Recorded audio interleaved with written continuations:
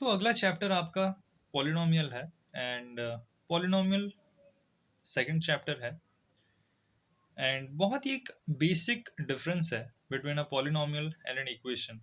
जब कोई फॉर्म जैसे कि मान लो कि ए एक्स प्लस बी ये एक पॉलिनोमियल है एक्स के फॉर्म में जिसको कि हम पी एक्स कुछ इस तरीके से लिख सकते हैं, बट यही सेम चीज इक्वेशन बन जाता है जब इसको राइट हैंड साइड में इक्वल्स टू जीरो, जब इसको इक्वेट कर देते हैं जीरो के साथ।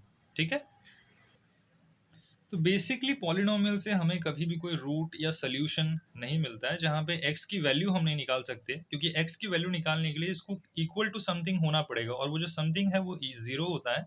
तो तब जाके हम इस कंप्लीट पैकेज को एक इक्वेशन कह सकते हैं। तो ये बेसिक डिफरेंस है between a polynomial and an equation. Okay, इसके अलावा अगर एक सिंपल चीज आपसे कही जाए कि डिग्री क्या चीज है या डिग्री के बारे में आप क्या जानते हैं कि पॉलिनोमियल में डिग्री क्या होता है,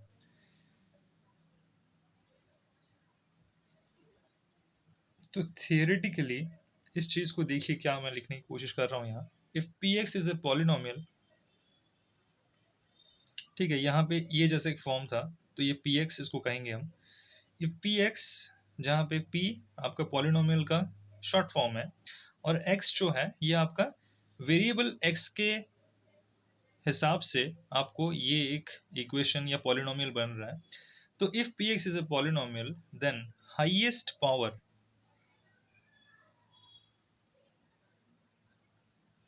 highest power of x is called degree of the polynomial px, degree of the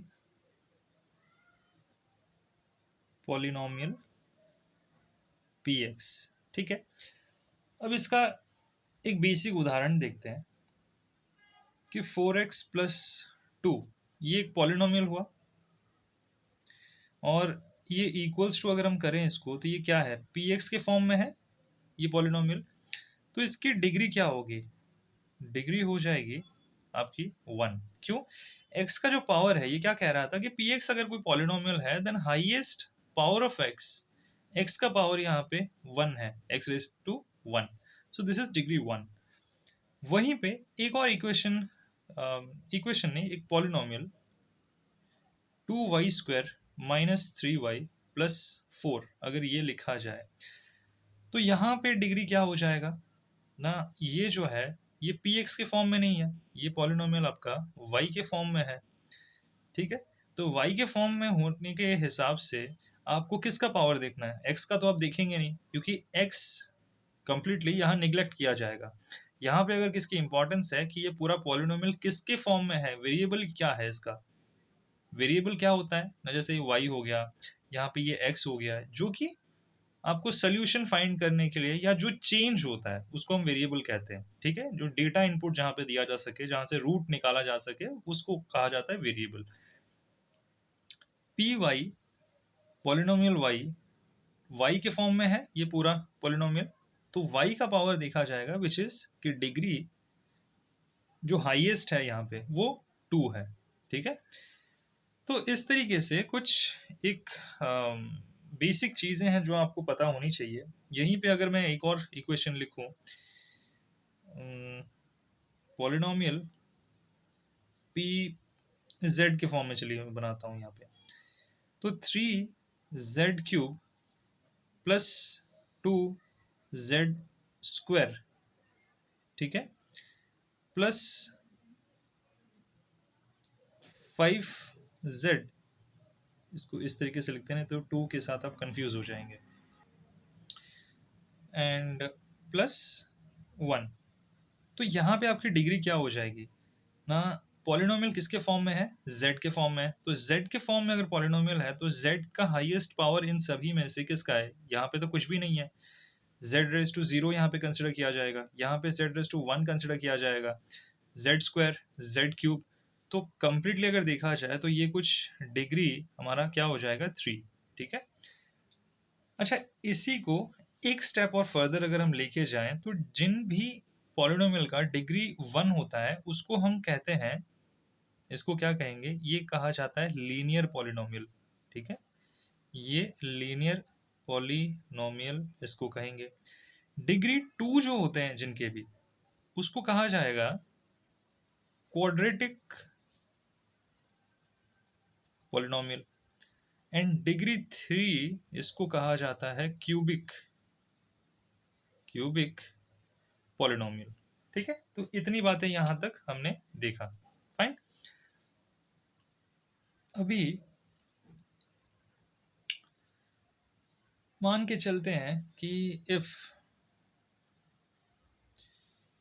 polynomial in the form of x या polynomial of x is equal to ax plus b, अगर मैं इसको equation के form में ले लूं, यानी कि इक्वेट कर देता हूं जीरो पे, ठीक है, इक्वल्स टू जीरो कर देता हूं, देन आपको अगर रूट निकालना है, दैट मीन्स कि सोल्यूशन ऑफ x पूछा जाए, सोल्यूशन बताइए या रूट बताइए इसका, देन कैसे निकाला जाएगा? ये आंसर आएगा आपका x is equal to minus b by a. ये इसका इक्वेशन है। ठीक है, ये इक्वेशन का, ये क्या है, ये इक्वेशन आपका बना इक्वल्स टू जीरो करने पे, तो x की वैल्यू आपकी निकलेगी माइनस बी अपॉन ए। ये b क्या है और या a क्या है? b कुछ ये नंबर है आपका जो भी होगा विदाउट एनी वेरिएबल, और a क्या है? वेरिएबल x के साथ उसका कोएफिशिएंट। ठीक है, अच्छा, इसको कहा क्या जाता है? इसको कुछ नोटेशन है या इसका कोई एक ऐसा सब्जेक्टिव कोई टर्म है कुछ ऐसा? हाँ, दिस x, ये जो x है ना, इस तरीके से फाइंड करना, इस x को क्या कहेंगे? This is called as zero of a polynomial.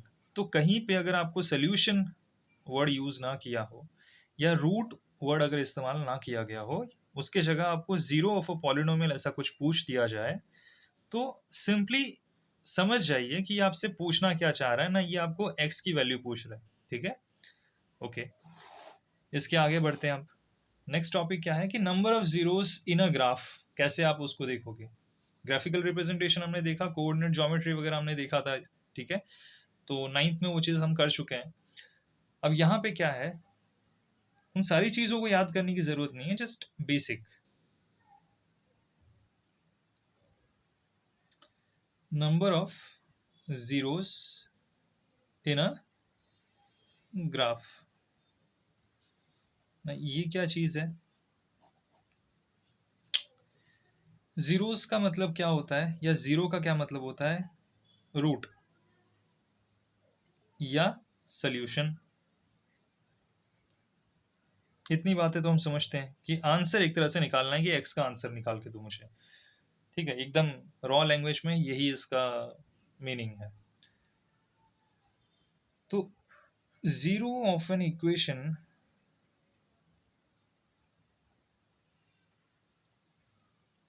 मिलता कैसे है आपको किसी भी ग्राफ में ना? This is gained from intersecting points of a curve with your x axis. आपके पास, देखिए, इसको पहले ये सब नोट डाउन करिएगा। गेन्ड या ऑब्टेन्ड, जो भी कह लीजिए, ऑब्टेन्ड वर्ड ज़्यादा बेटर रहेगा। Obtained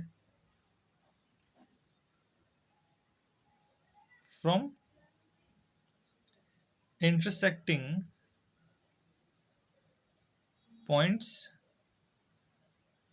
of a curve with x axis। ये बड़ा इंपॉर्टेंट है कि इंटरसेक्टिंग पॉइंट्स आपको ध्यान देना है कितने हैं। कर्व जो भी बन रहा होगा, ये कर्व निकल के कैसे आता है ना, सपोज के लिए कि इक्वेशन दिया है कुछ भी, मान लीजिए a x is equal to, नहीं, a x plus b is equal to zero, तो यहाँ पे ये x की value x is equal to zero, x is equal to one, तो इससे कुछ एक लाइन आपको मिलेगा कुछ। तो जब आपको कोई चीज एक लाइन फॉर्मेट में किसी ग्राफ में आप जब रिप्रेजेंट करते हो ना उसको, जैसे मान लो ये आपका कार्टेशियन कोऑर्डिनेट है, ये एक्स एक्सिस है, दिस इज योर वाई, यहाँ पे x की वैल्यू पुट करने पे y की कुछ वैल्यू मिलेगी, x को फिर वापस कुछ और नंबर लेने पे y का कुछ और वैल्यू मिलेगा। तो इस तरीके से ना एक आपके सामने कुछ ग्राफ बन के निकलेगा, जिसको ज्वाइन करने पे वो सारे जो पॉइंट्स आपको मिले हैं ना, यहाँ पे कुछ कोऑर्डिनेट एक जनरेट हुआ, यहाँ पे कोऑर्डिनेट जनरेट हुआ, यहाँ कोऑर्डिनेट जनरेट हुआ, यहाँ कोऑर्डिनेट जनरेट हुआ, यहाँ जनरेट हुआ। तो ये सारे जनरेटेड कोऑर्डिनेट्स को जब आप कंबाइन करते हो तो एक ग्राफ मिलता है। ठीक है, ये जो ग्राफ है ये कर्व इसको कहते हैं हम। और इस कर्व को ड्रॉ करने के बाद आपको ये देखना है कि हाउ मेनी पॉइंट्स ये इंटरसेक्ट कर रहा है टू योर एक्स एक्सिस। जितने जगह पे एक्स एक्सिस को ये इंटरसेक्ट करेगा तो इसके सिंपली यहाँ पे 1 0 या 1 सोल्यूशन है।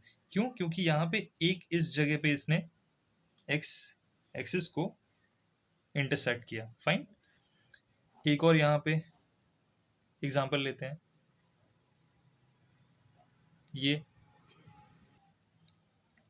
वाले कर्व में अगर आपसे पूछा जाए तो कितने जगह पे आपको दिख रहा है, एक तो इस जगह पे हुआ, एक तो इस जगह पे हुआ, देन एक्स एक्सिस को इस जगह पे इसने इंटरसेक्ट किया, तो कंप्लीटली मिलाकर ये 3 zeros हुए। ठीक है, अच्छा एक और प्रैक्टिस के लिए देख लीजिए एक बार। एक कर्व है यहाँ पे, और कर्व कुछ ये पैराबोला शेप कुछ बना रहा है। ओके, और इंटरसेक्शन पॉइंट इसी जगह पे है। तो कितने सोल्यूशन इसके निकल के आएंगे? क्योंकि एक्स एक्सिस ये आपका, तो एक ही जगह पे इंटरसेक्ट किया तो जाहिर सी बात है कि 1 0। ठीक है, तो बेसिक कुछ चीजें थी। अब हम नेक्स्ट टॉपिक की ओर बढ़ते हैं।